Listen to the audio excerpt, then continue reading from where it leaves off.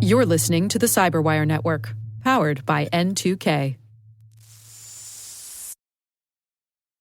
Step into the digital upside down with Cyber Things, Armis's new 3-part podcast series, which will dive into the unseen world of cybersecurity. From real-life hacks to the digital shadows of the dark web, we connect pop culture and protection, fear and control. Episode 1 drops soon, so look out for Cyber Things in partnership with Cyberwire.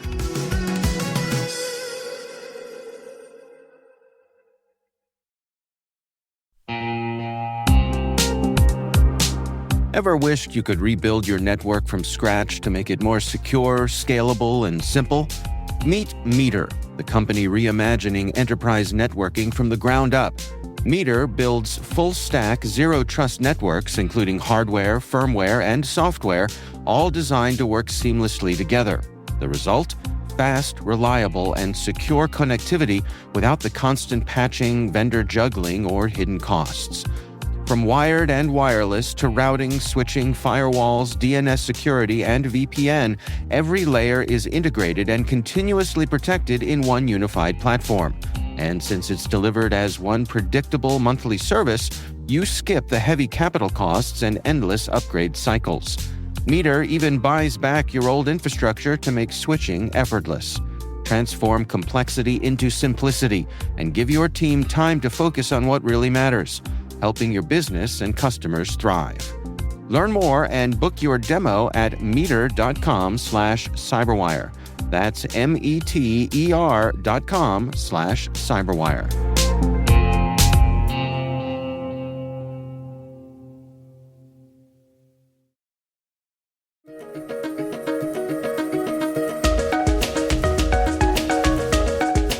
Hello, everyone, and welcome to the CyberWire's Research Saturday. I'm Dave Bittner, and this is our weekly conversation with researchers and analysts tracking down the threats and vulnerabilities, solving some of the hard problems, and protecting ourselves in a rapidly evolving cyberspace. Thanks for joining us.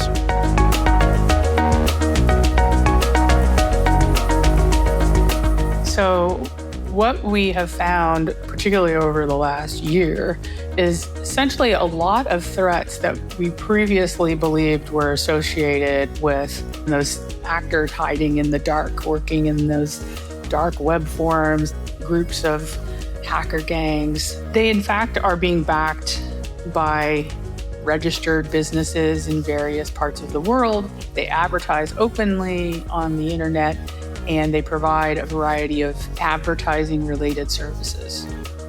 That's Dr. Renee Burton, Vice President of Threat Intelligence at Infoblox. The research we're discussing today is titled Deniability by Design, DNS-Driven Insights into a Malicious Ad Network.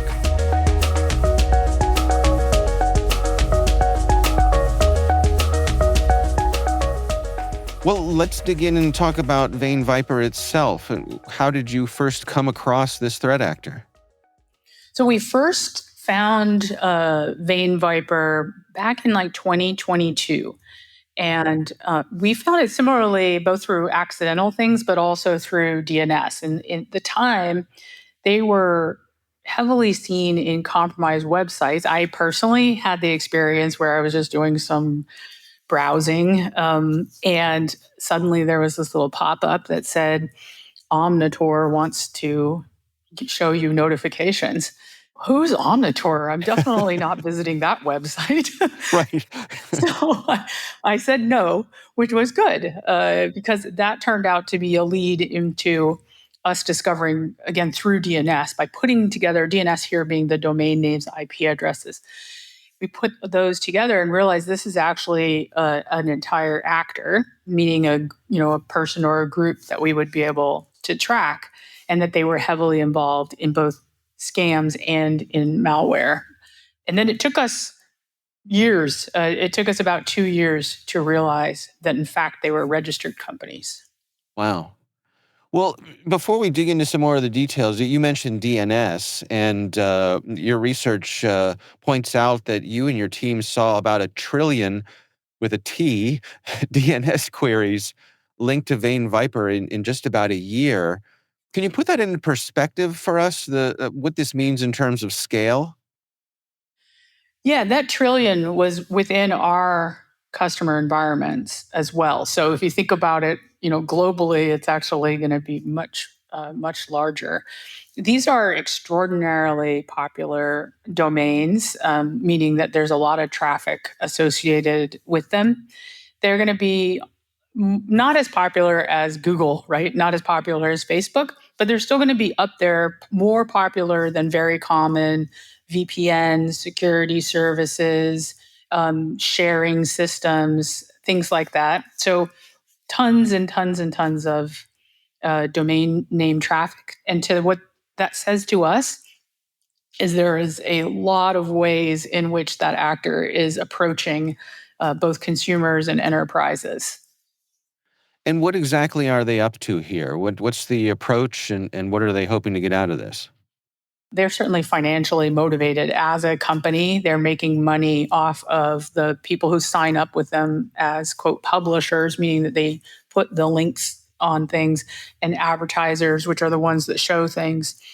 They are distributing both scams and malware. So they're affiliating or having advertisers who are the ones actually giving these scams and malwares. However, we also had very specific instances, again, one coming from my own phone, where malware was dropped directly onto my device from an IP address that is theirs, that is in their network. Is there a legitimate side to their business, or you all talk about plausible deniability in the report here? Is it all malware and scams? It's mostly, I think that that's just a side effect too of when you're in this type of the advertising business. You're right, you don't have the cachet of being Google or being Taboola, any one of these really big, well-known advertising networks.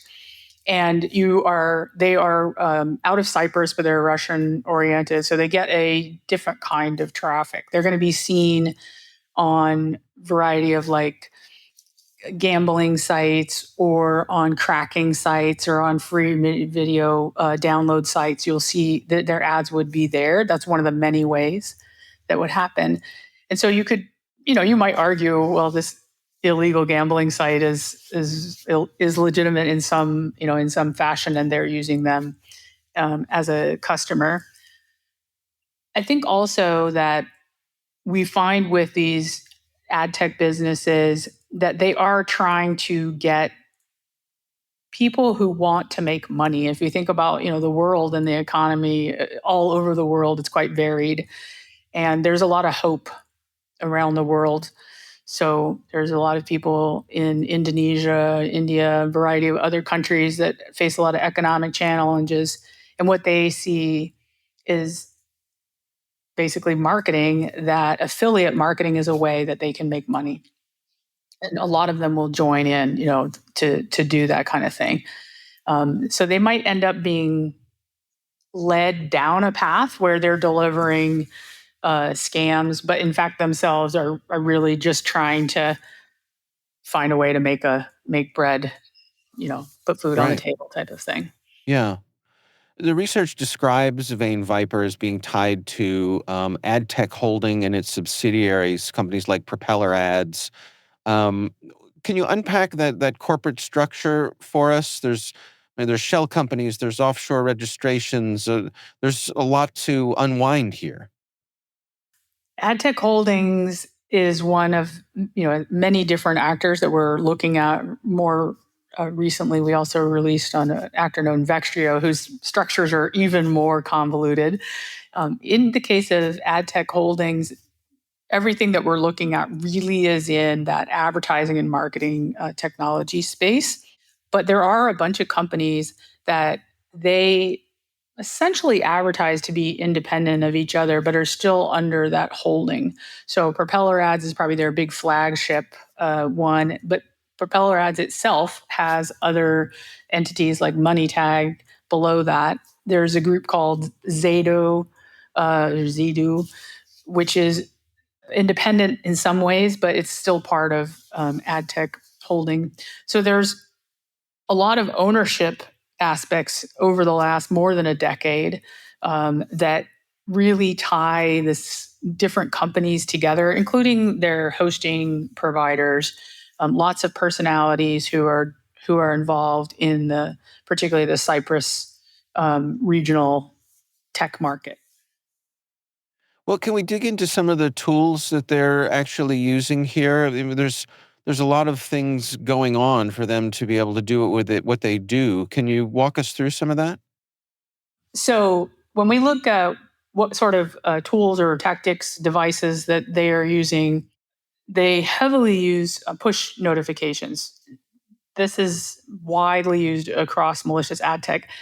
And it's actually quite brilliant. It provides a mechanism for persistence on a device in that somehow or another you convince someone to allow notifications.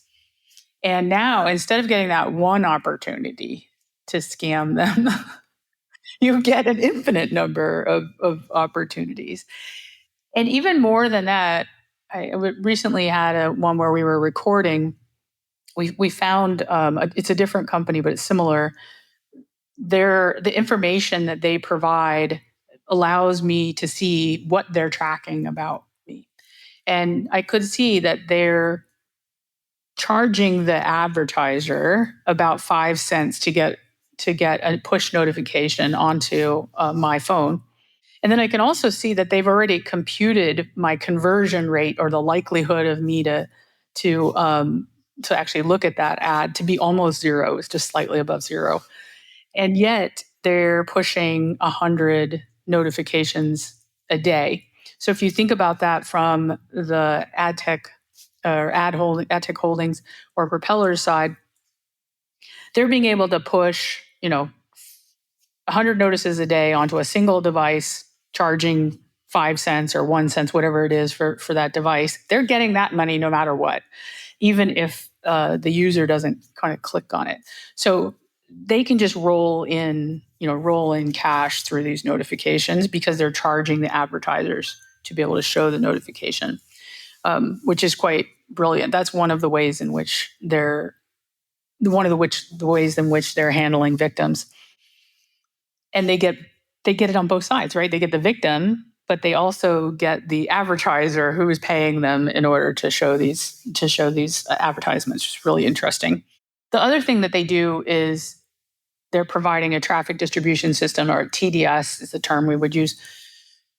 The concept there is that I'm giving you the offer or the ad that you're most likely to buy, which here is going to be the scam or the malware. So depending on your device type, where you are in the region, what kind of notification you already clicked. This would happen even if it was just a pop-up ad. So say, for instance, maybe you're on a gaming site or a movie streaming site, sort of, I know that, so I can make tailored things to you, as well as your IP address or your device type. And then I will funnel you through this TDS in order to deliver the offer that, one, you're more likely to buy, but two, I'm going to make money off of it as the advertising network.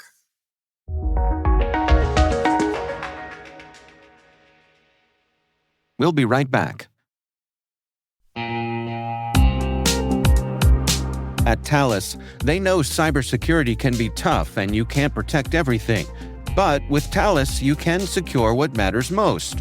With Thales's industry-leading platforms, you can protect critical applications, data, and identities, anywhere and at scale with the highest ROI. That's why the most trusted brands and largest banks, retailers, and healthcare companies in the world rely on Thales to protect what matters most: applications, data, and identity.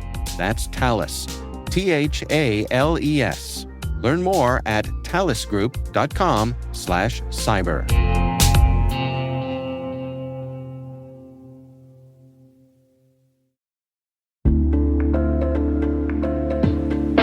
And now, a word from our sponsor, ThreatLocker, the powerful zero-trust enterprise solution that stops ransomware in its tracks. Allow Listing is a deny-by-default software that makes application control simple and fast. Ring fencing is an application containment strategy, ensuring apps can only access the files, registry keys, network resources, and other applications they truly need to function. Shut out cybercriminals with world-class endpoint protection from ThreatLocker.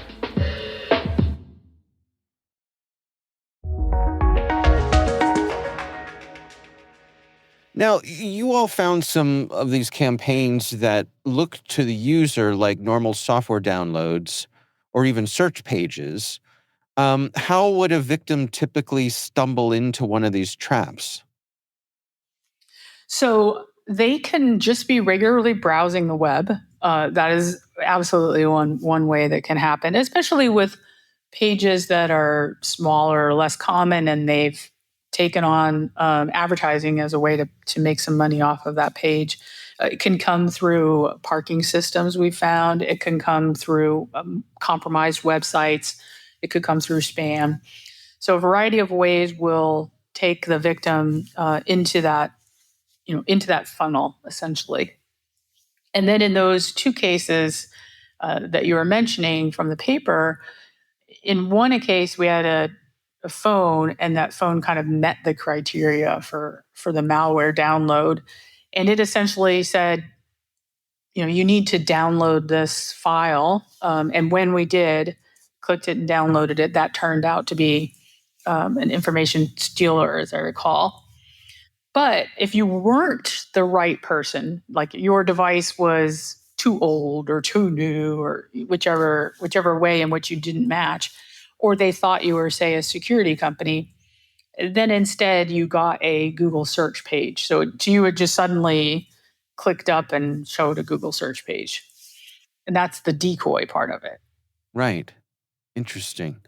Now, one of the things that caught my eye in the research was sort of you and your colleagues going through this aha moment of shifting from, hey, Propeller Ads is being abused, to, wait a minute, Propeller Ads might be complicit rather. Can you walk us through that process for you all? Yes, I think this is the process that we have to go through whenever there's a commercial entity involved, whether it be a small one or a big one like Google, right? Every time that you see a company that's offering a commercial service and is being abused, then you need to understand, okay, what role specifically are they playing? It could be that they're just lazy, that they aren't checking information from their advertisers. It could be that they're overwhelmed, right? Some people would argue this about how much Google, there's a ton of malvertising that comes through Google search. And people would argue whether there's too much, or for whatever reasons they struggle to be able to handle that, right? It's one of the more popular things that happen. The other thing that happens is that the advertisers who are, say, doing malware scams, those are typically what we call cloaked, meaning they're hiding as well. And they're doing that, say, independent of Propeller in this case. So Propeller could make an argument that we can't even see that it's bad because they've cloaked the ad. That is certainly true in the case of large groups like Facebook and Google. Those ads are cloaked. It may be hard for them to tell that. So there's a lot of complexity that comes down to, am I actually going to make an accusation of being involved or being complicit, knowingly catering to cyber criminals? In our case, we were able to show not once, but many times, we only highlight a few of those within the paper, that we were getting malicious content delivery, and specifically malware, directly from the IP addresses that are known to be owned by Propeller Ads. So this wasn't a redirection where they were sending stuff to an external advertiser and that external, quote, advertiser was delivering the malware. They were doing it off of their own infrastructure, which makes them responsible. Looking at the bigger picture here, When we consider Vane Viper, is this just kind of part of the digital advertising ecosystem in which we live these days? Is it's sort of the dark underbelly of of that world? Well, I'm really optimistic. I think what has happened is that a large number of groups of organized crime, it predominantly driven out of Russian-speaking areas. It's not exclusive, but it's predominantly that, starting in around 2015, were able to create an entire ecosystem. And they're successful in staying off the radar, in part because they weren't trying to be on CBS's front page, right? They were working in this other world of compromising domains and doing smaller sites and advertising. Because of the successful nature of their cloaking or their hiding of domains, it took a very long time for people to start to realize, wait a second, this is actually connected to the distribution of all kinds of malicious content, including ones that lead to, data breaches that people care a lot about, and disinformation like the doppelganger Russian disinformation campaigns.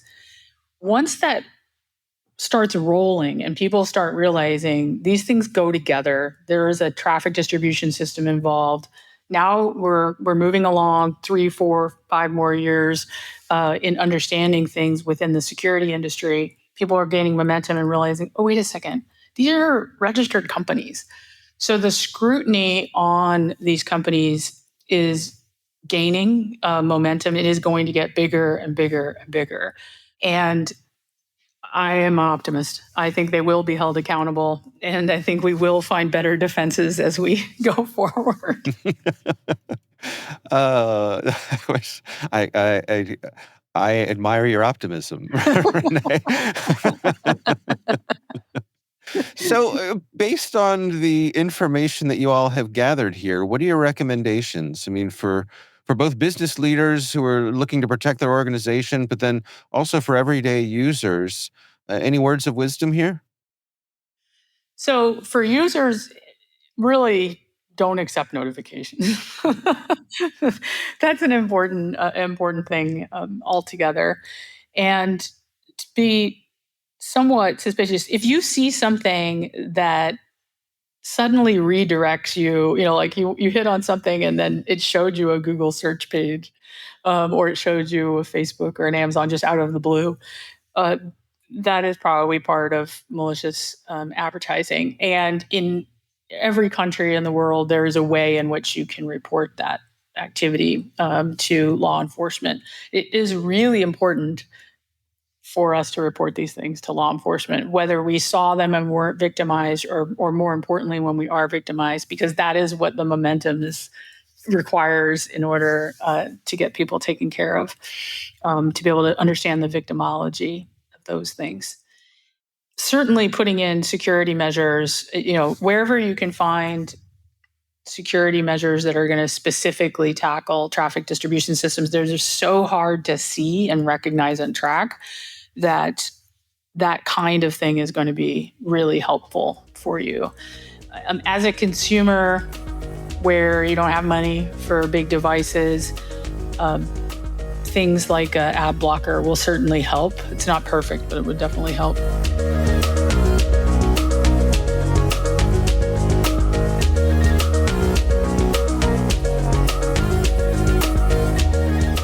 Our thanks to Dr. Renee Burton from Infoblox for joining us.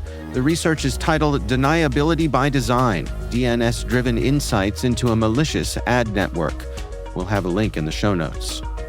And that's Research Saturday, brought to you by N2K Cyberwire. We'd love to know what you think of this podcast. Your feedback ensures we deliver the insights that keep you a step ahead in the rapidly changing world of cybersecurity. If you like our show, please share a rating and review in your favorite podcast app. Please also fill out the survey in the show notes or send an email to cyberwire@n2k.com. This episode was produced by Liz Stokes. We're mixed by Elliot Peltzman and Trey Hester. Our executive producer is Jennifer Iben. Peter Kilpie is our publisher, and I'm Dave Bittner. Thanks for listening. We'll see you back here next time.